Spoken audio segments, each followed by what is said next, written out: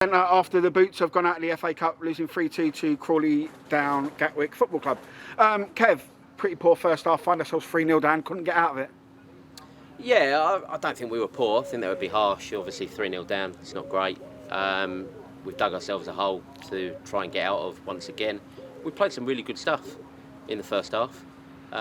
It was a little bit end-to-end like at spells last year, which I don't really think suits us.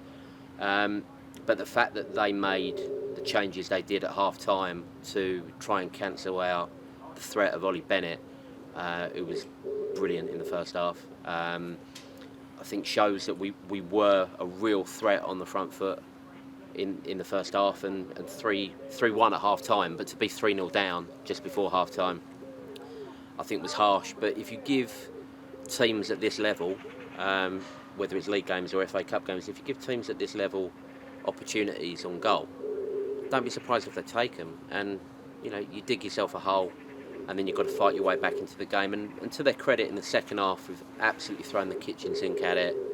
All three substitutions are attacking, and with a little bit more luck, we don't draw the game, we probably win the game. So yeah, a bit disappointing. Well, very disappointing. But the way it came about, it's a little bit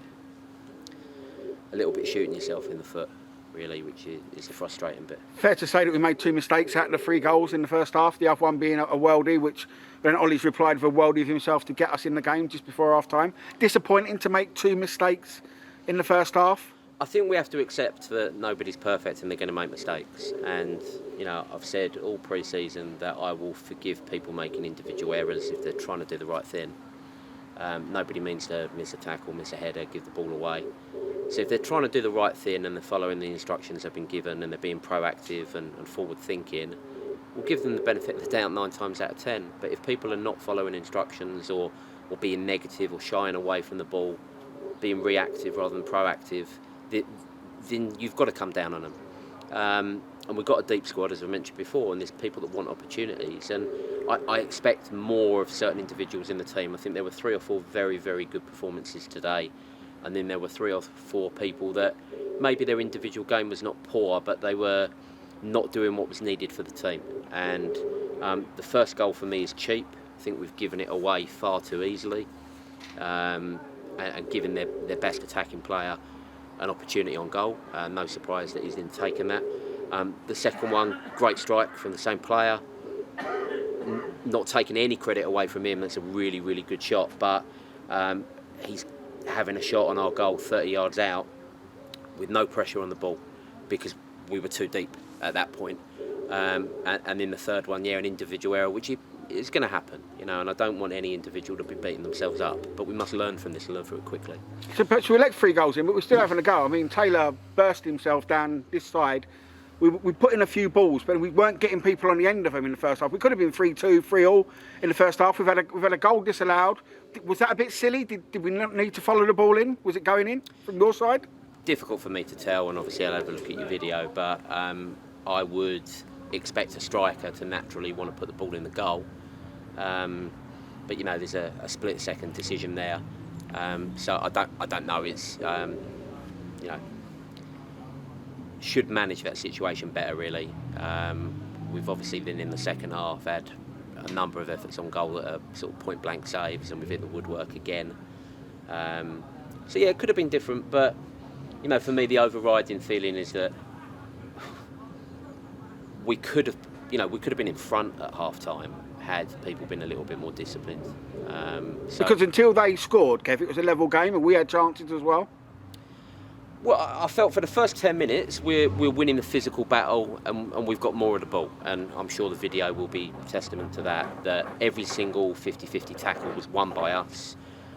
2 or 3 of their players went down with little niggly injuries in the first 10 minutes because we put it on them, and then we thought we'd done the hard work and we dropped off a little bit, and so we made some individual errors, but we'll learn from it, or they will need to learn from it. Otherwise, somebody else will get the opportunity to put things right. But I think, as frustrating as the result is, we can't beat them up about the performance. If you take away the 3 goals and you look at the rest of the game as a whole, we've had large phases of play where we're in their final third.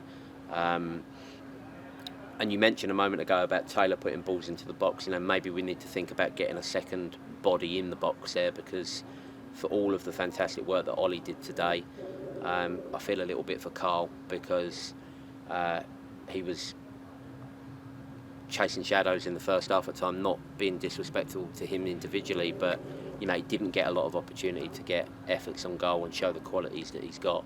And if we are putting balls in the box, but you've only got one player in the penalty area, you're constantly outnumbered, you know. So maybe we need to think about getting another player a little bit further forward up the pitch. Ollie's goal just for half time. Not only did it make your team talk a little bit better at half time, but it was a great strike. Yeah, we needed that. I think if you'd gone in at 3-0 down, everybody would have been beating themselves up, and no matter what we would have said, they'd probably just thrown their hands up and, you know, not listened. But that little bit of positive impetus just before half time gave them the shot in the arm that they need, and we came out. We got the second one really, really quickly in the second half. You know, that next goal is crucial. We get that second goal, and we just said at the end there, we're 3-2 on 55 minutes. There's a lot of the game left to play. I think maybe we should have been a little bit more disciplined and just focused on playing our football and not just gone panic, you know, route one, trying to chase the game. We had plenty of time on our hands. So, again, I watched the video back. We encourage the players to do exactly the same. We'll learn from it. We'll be better for it in the long run. We talked about Taylor in the first half. The second goal come from Taylor again. You know, he's absolutely. I think they had a corner. We've got the ball. We played a nice little 1-2 in their half, and Taylor's sprung, absolutely destroyed them. Mehmet's made a great run through the middle. Tapped it in. That's doing him a disservice. Finished well, 3-2, and you're thinking, hello, this is now game on. Yeah, we've got a lot of pace and athleticism in the side, and I don't think there's anyone on the pitch who works harder than Taylor. And he's not just a runner. You know, he's scored goals over pre-season. He's set other goals up. His work rate is absolutely phenomenal. You know, we've got to be careful that we're not going to burn the guy out, or he's going to. Well, I mean, we haven't got to worry about that now, obviously, with what happened later in the game. But the work and attitude that he puts in for the team as a whole is phenomenal. You know, he's playing as a centre half later in the game.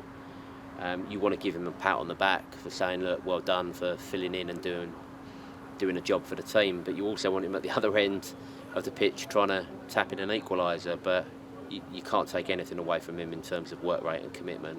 You know, you'd want 11 players like that. It tends to rain when we do interviews, Kev, because you had a bit of a splodge on there yesterday, and we're probably going to get a splodge again now because he's hammering down. So we won't go too much deeper. We'll talk about Taylor's red card. An honest challenge trying to get the ball, mistimed, or because they were going a bit mad? I think at that point it's frustration. You know, don't get me wrong, it's not a good tackle. I think in the 94th minute or whatever it is, you know, bearing in mind it's a forward in a defensive situation where he's not used to making tackles in that part of the pitch.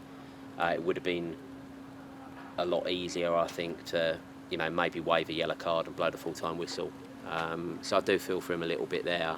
He's obviously going to miss some football now, which is a shame because of all the other qualities that he shows. But yeah, if it had been the other way round, you could have given a yellow, but I can see why he gave a red. Right, and while it absolutely is hammering down, now we'll quickly go on to the next game, Lordswood. Important after showing some good play in both of the games we played that we pick up our first 3 points of the season next Saturday. Yeah, definitely looking forward to the first home game. I want to say thanks to all the guys down at Kent Football United for making us feel very welcome, even though we haven't even played a game down there yet. You know, really looking forward to getting down there and working with another club that are progressive and ambitious and want to do things correctly and you know, make their club better season on season. In terms of the game itself, you know, we played Lordswood last year. Neil's still the manager down there. He'll have a good organised side that work hard. We need to make sure that we match that. But I'm quietly confident, despite, you know, the result last week and the result today, we're dominating large phases of the game. But we need to turn domination of the ball and possession and territory. We need to turn it into goals and results, and we need to cancel out those individual errors. It sounds very simple to do. It's not, but. We'll have a double session this week and, yeah, go out and get that first win Saturday, I hope. Well, hopefully not too splodgy on this one, Kev, but we'll see you next week. All right, take care, mate. Cheers, mate. Thank you.